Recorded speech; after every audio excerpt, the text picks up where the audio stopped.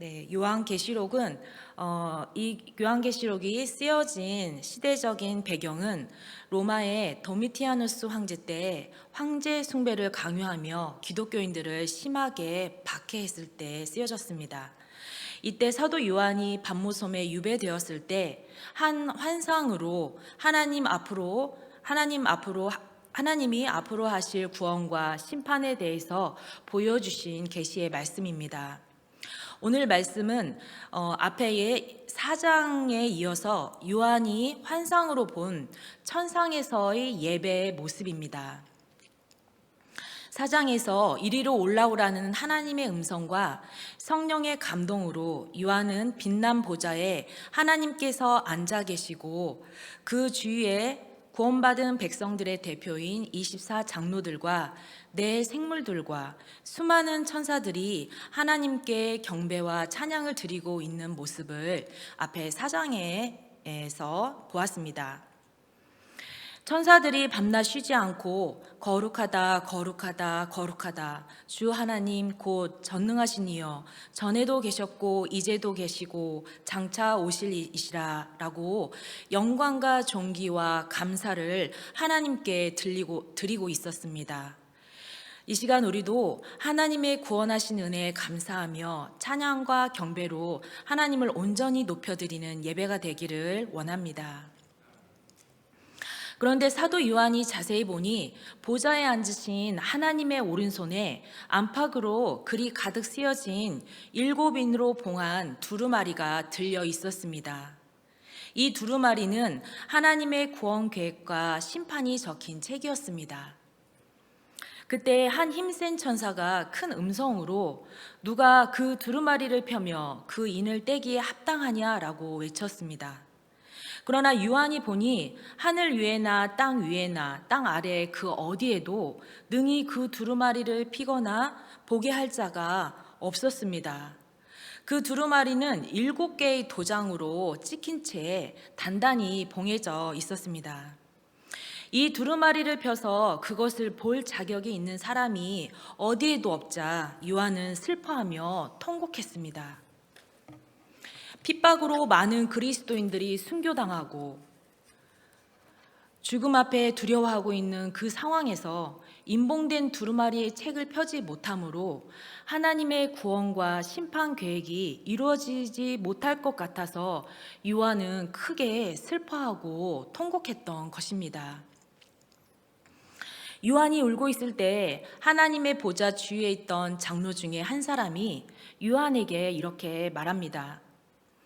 5절에서 울지 말라 유다 지파의 사자 다윗의 뿌리가 이겼으니 그 두루마리와 그 7인을 떼시리라. 아멘. 이 대답을 듣고 요한은 매우 기뻤을 것입니다. 왜냐하면 구원의 길이 막혀 있던 것을 보고 계속 슬피 울고 있는 요한에게 기적과도 같은 복음의 소식이었기 때문입니다. 그 당시에 핍박이 얼마나 심했냐면 그 원형 경기장에 그리스도인들을 넣고 굶주린 사자를 풀어놓고 그 짐승의 탈을 그리스도인들에게 입힌 다음에 사자 밥이 되게 하기도 하고 많은 고문으로 괴롭히기도 했다고 합니다. 마치 어둠 속에 있던 자에게 한 줄기 빛과 같은 기쁜 소식이었을 것입니다. 구원을 위해 울어본 자만이 복음의 가치를 알고 말씀이 열리는 것이 얼마나 큰 기쁨이며 은혜인지 알고 감사하게 될 것입니다. 여기서 유다 지파의 사자는 창세기 49장 9절에 야곱이 자녀들을 축복할 때 유다는 사자 새끼로다 내 아들아 너는 움킨 것을 찢고 올라갔도다 그가 엎드리고 웅크림이 숫사자 같고 암사자 같으니 누가 그를 범할 수 있으랴 라고 유다를 축복하는데 이는 이스라엘의 왕이 유다 지파에서 탄생하고 메시아에 대한 예언입니다. 또 다윗의 뿌리는 이사야 11장 1절에 이새의 줄기에서 한 싹이 나며 그 뿌리가 한 가지가 나서 결실할 것이요 라는 말씀이 있는데 이 역시 메시아에 대한 예언의 말씀입니다. 즉 유다 지파의 사자와 다윗의 뿌리는 바로 예수 그리스도를 의미합니다. 요한이 장로의 말을 듣고 눈을 들어보니 보좌 앞에 한 어린 양이 서 있었는데 그 어린 양은 일찍이 죽임을 당한 것 같아 보였습니다. 그런데 어린 양은 유다 지파의 사자와 다윗의 뿌리와는 상반되는 모습으로 매우 약한 동물입니다. 그것도 일찍이 죽임을 당한 것 같은 힘없는 어린 양이었습니다. 왜 유대 지파의 사자 다윗의 뿌리인 메시아가 이렇게 힘없는 어린 양으로 나타났을까요? 만왕의 왕이신 예수님께서는 연약한 어린 양으로 이 땅에 오셨기 때문입니다. 요한복음 1장 29절에 보면 세례 요한이 자신에게 세례를 받기 위해 오시는 예수님의 모습을 보고 보라, 세상 죄를 지고 가는 하나님의 어린 양이로다 라고 말씀합니다.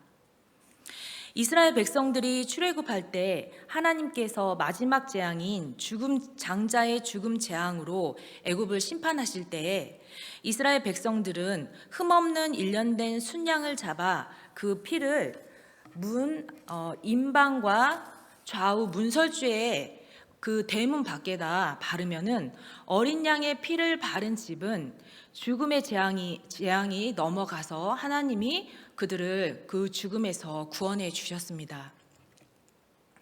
이 날을 유월절이라고 하는데 이스라엘 백성들이 유월절 어린 양의 피를 통해서 출애굽하여 노예 생활에서 해방되고 이스라엘 나라가 성립될 수 있었던 기쁨의 날입니다. 예수님께서는 이렇게 유월절 어린 양으로 이 땅에 오셨습니다. 세상은 힘과 능력이라고 하면 강한 것을 생각합니다. 힘없는 어린 양이 세상을 구원한다는 것은 잘 이해가 되지 않을 수 있습니다. 예수님께서 십자가에 달리셨을 때 대부분의 사람들은 예수님을 조롱했습니다. 그리고 오늘날 사람들도 십자가에 달려 죽으시고 부활하신 예수님을 구원자로 믿으려 하지 않습니다.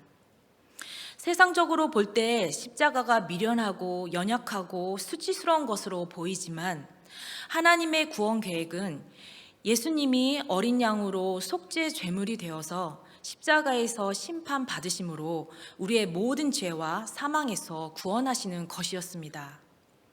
그런데 이거를 사탄은 몰랐기 때문에 십자가에 못 박게 한 것입니다. 그 어린 양에게 7뿔과 하나님의 영인 7눈이 있었다고 합니다. 그 7뿔은 완전한 권세를, 7눈은 전능하신 성령을 상징합니다.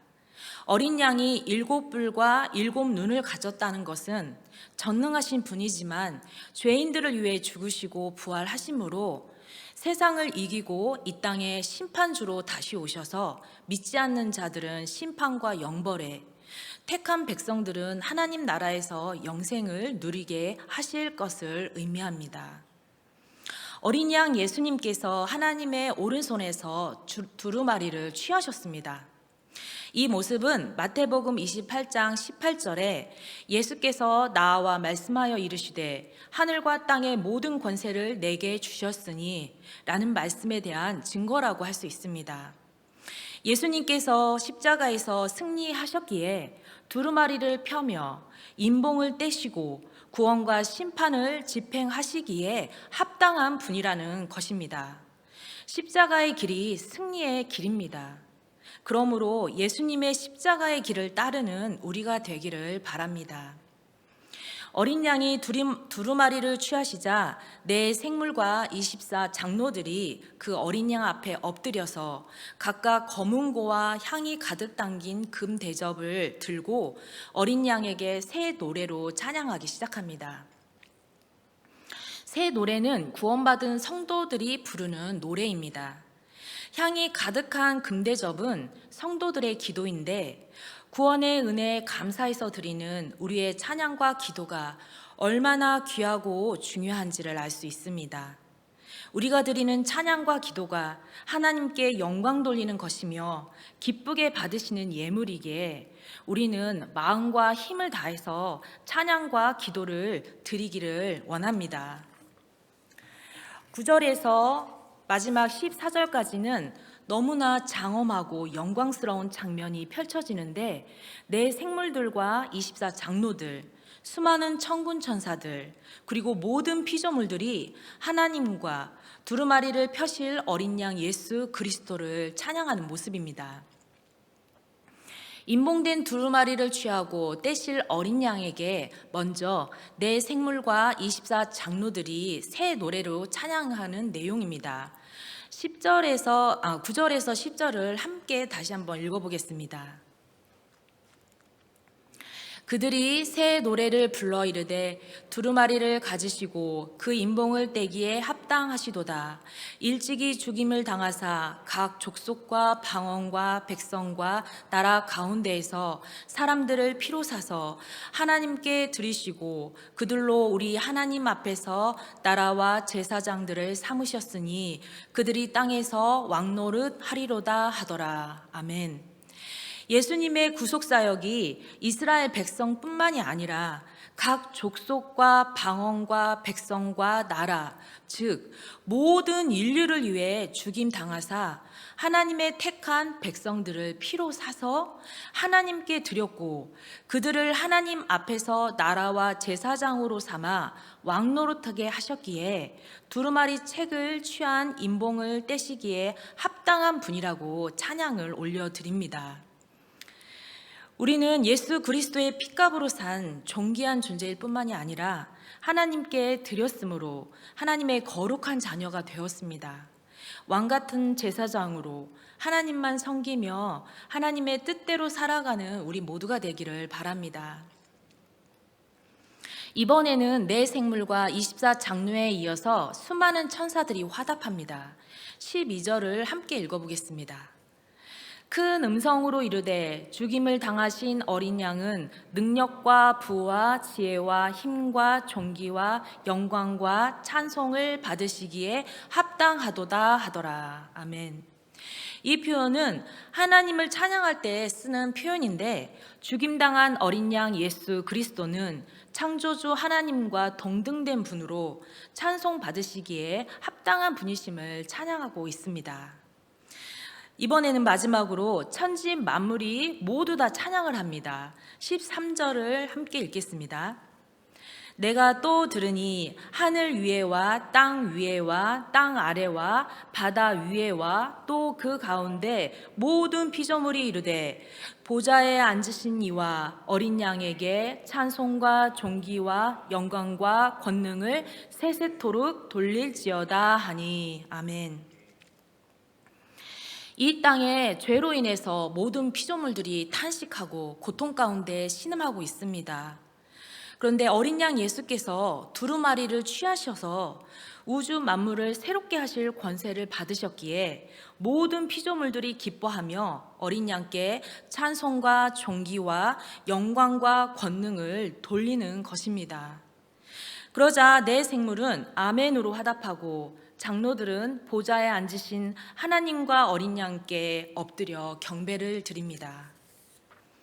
하나님의 보좌를 중심으로 천지 만물의 찬양이 동심원의 물결처럼 온 우주로 퍼져나가는 이 모습이 얼마나 장엄하고 영광스러운 모습입니까?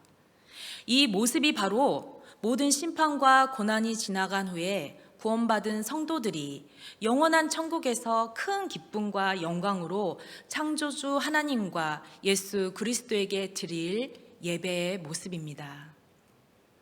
예수님을 믿는다는 이유로 핍박을 받고 사탄의 속임수로 여러 어려운 문제들이 만나고 육체와 정신적인 고통으로 또 어려움을 겪는다 할지라도 낙심하지 말고 십자가 앞으로 나아가는 우리가 되기를 바랍니다.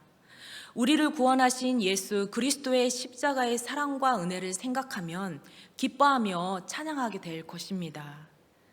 마지막 때에 두루마리를 펴시고 구원과 심판을 이루실 분은 예수 그리스도이십니다. 예수 그리스도께서 심판주로 다시 오실 날을 기다리며 영원한 천국에서 하나님과 예수 그리스도를 찬양하며 예비된 축복과 영광을 누릴 그날을 사모하며 기다리는 우리 모두가 되기를 소망합니다.